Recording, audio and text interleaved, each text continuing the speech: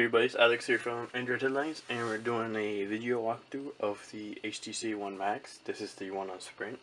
So we're just going to start off with the hardware. Of course, this is the 5.9 inch 1920 by 1080 Super LCD 3 display. It's a really sharp display. It's basically the same display as the one in the One Max. Of course, it's bigger.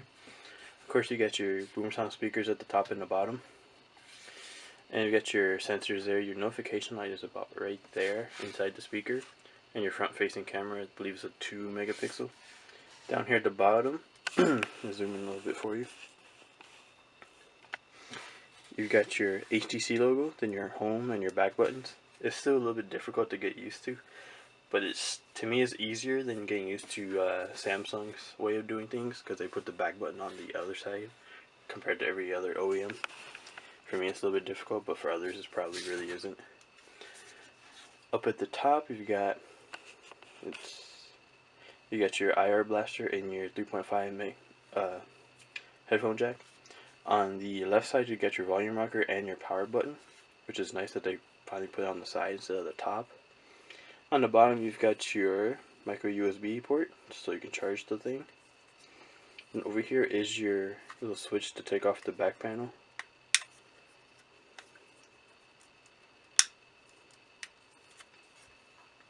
Which is a little difficult to take off. Basically inside there. So inside here you've got your SIM card slot, then your micro SD card slot over there. The battery is non-removable. It is a 3300 milliamp battery in there though. You've also got your 4 megapixel ultra pixel camera with your flash. And we're just gonna put the back on again.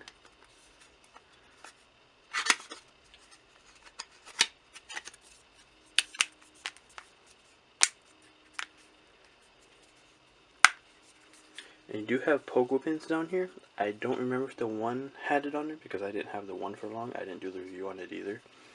But I'm assuming that's going to be for some accessories that are available or will be available soon. Because you got your HTC logo here. And surprisingly, there's no Sprint logo anywhere on here. You also have your fingerprint reader right there, which we'll get to that in a minute. It's kind of weird. So let me wipe off the screen again because I got fingerprints all over it.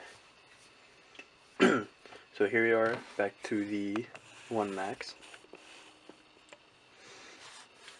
It's running Android 4.3 along with Sense 5.5.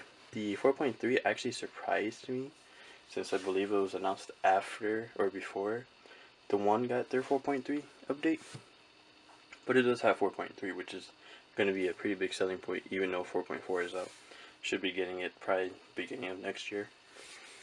So, you got your normal home screens. You swipe over, you get the blink feed, which actually allows you to add Google+, Twitter, Instagram, all kinds of different things now. Let's see. As services and apps, you got Facebook, Flickr, Google+, Instagram, LinkedIn, Twitter. You can add your calendar, gallery, kid mode, TV, etc. So then you swipe over, you get your standard home screen as normal. You can pinch in and see all your home screens, and then you can add your widgets, drag and drop. Just that simple. And then if you want to turn off blink feed, it's just that button right up there, which we did a post on that, but thought we'd show you anyways. So we're going to jump into the camera here, and the camera looks pretty much the same as it did on the one in One Mini. So no real big surprises there. Let me get the Nexus 5 over here. So we have something to take a picture of. So you can tap to focus. Actually, that's the video they recorded. And it's pretty instant, especially compared to the Nexus 5, which I've been using for a few weeks now. As far as settings go, you got all your normal settings here. You got your different scenes. You can do Zoe's, night, HDR, sweep panorama, dual capture, which is kind of like what Samsung is doing. So you can see me up there in the corner up there. And we'll just go back to scene. You got anti-shake mode. You can set self timers. You can crop it. Video quality. It's not gonna be 4K like the Note 3 is, but it is there. Then you also got all these different filters you can do, like this one.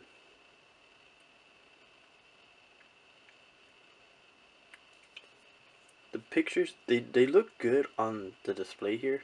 It's probably because it's a 1080p display. But these are some of the pictures I took with the device. It is a 4 megapixel camera like the one, but the only difference is it doesn't have OIS like the one had. So it's really not, it's not as good as the one, I'd say. I mean, a lot of people don't like the ultra pixel camera because it's literally 4 megapixels even though they're bigger pixels. I haven't had a problem with the one or the one mini, but the fact that it doesn't have OIS is kind of a deal breaker, especially for a camera like this. As far as boom sound goes, it's pretty good. Let's go into Google Play Music and let's play.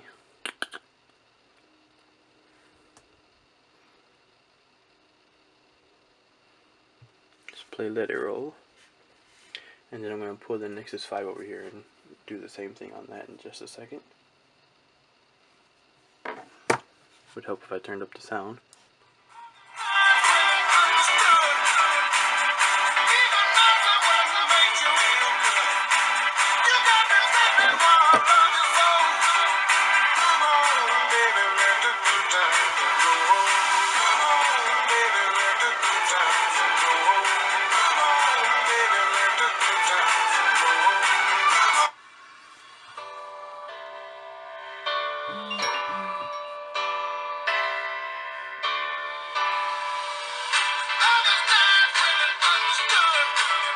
So you can tell there's a pretty big difference. The One Max is definitely a lot louder.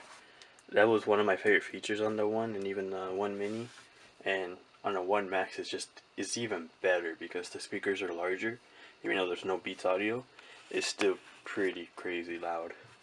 So in here you got your standard app drawer. You can choose alphabetical, custom, or most recent. Which most recent are probably better for a lot of us since we have a lot of apps that we don't use every day. And of course, if you want to drag it, you can drag it into the make a folder, or you have to go up here. Hang on.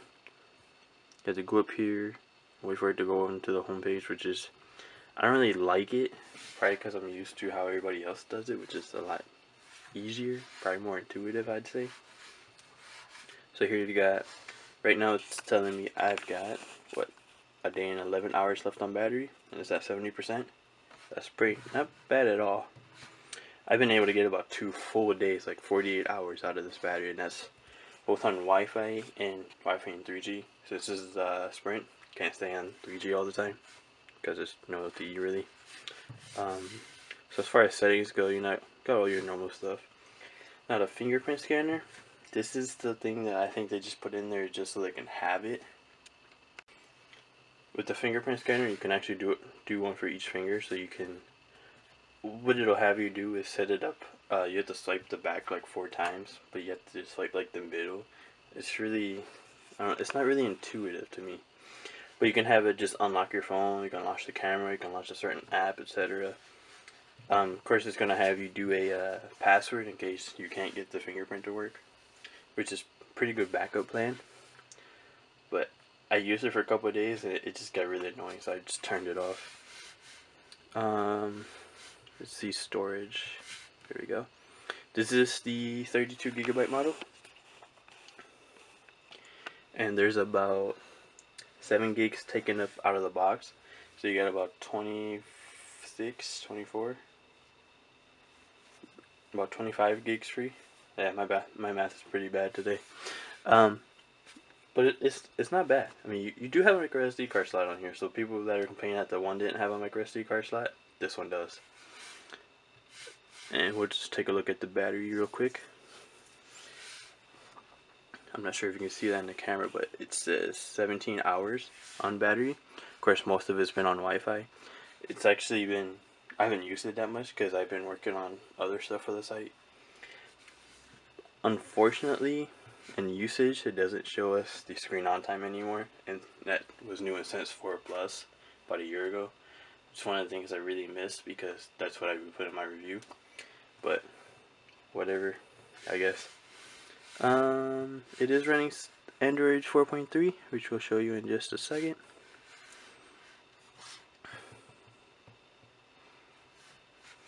Right up there at the top with since 5.5. So of course you got your, you got your quick toggles here. You got the three, the three like dots for the menu there.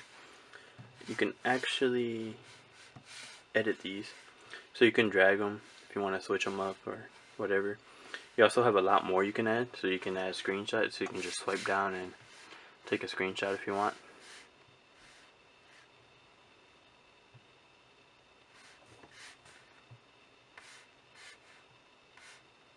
I guess you can't. Okay. I guess you can just drag and drop them. It's not letting me add new stuff into it. Let's zoom out a little bit for you guys. It also has Sprint's new, like, icon, I guess you'd call it.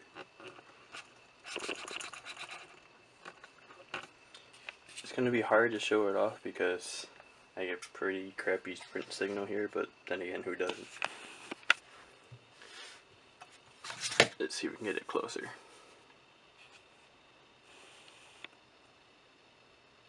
So you see all the dots around the 3G signal. When it's actually bringing down data, it will go ahead and, they'll start lighting up like around in a circle.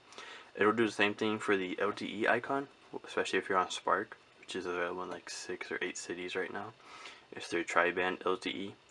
You'll start seeing like sparks coming out of the 4G icon, which is kind of cool, I guess. I mean, it's more interesting than a lot of the other 4G icons we see.